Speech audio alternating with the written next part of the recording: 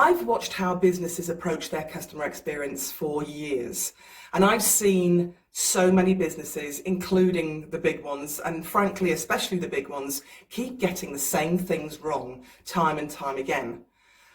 I've watched businesses partly as a customer, and also because I've led customer service teams for decades. So I've seen the struggles that the agents have when they are talking to their customers, what goes wrong, how small changes can get things right.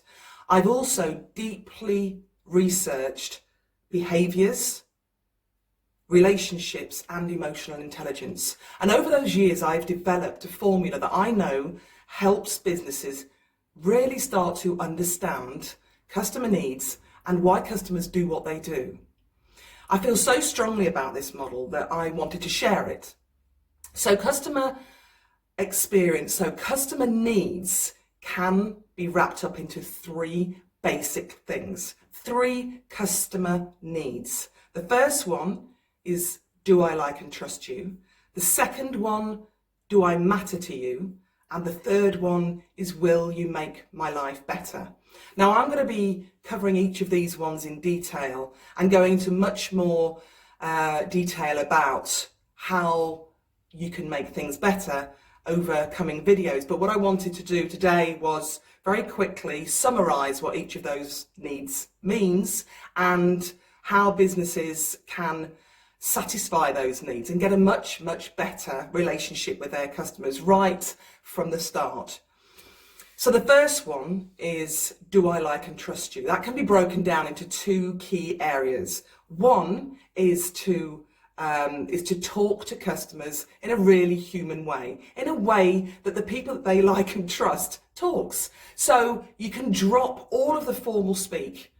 It doesn't work. I know in regulated industries you are tied in certain ways, but I know that that can be broken through and still be compliant. But for 99% of businesses, you can always, in every case, speak to your customers like human beings. So all the "we apologise for any inconvenience caused," drop it. Drop all of that type of language, because it just doesn't make your customers trust you.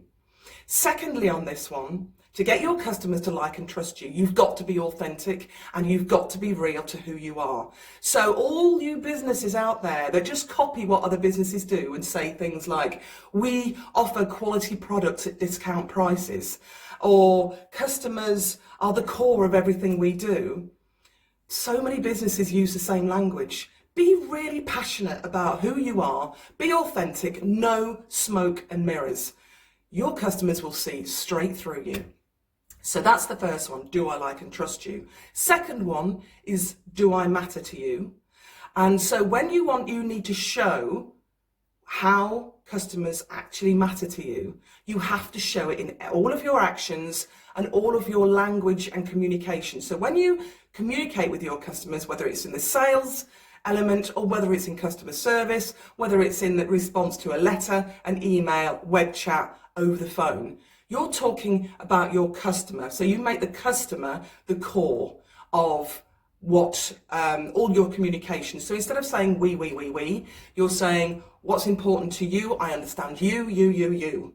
So you have to flip it to make it all about the customer. And the most important thing about getting customers to feel they matter is that when something goes wrong.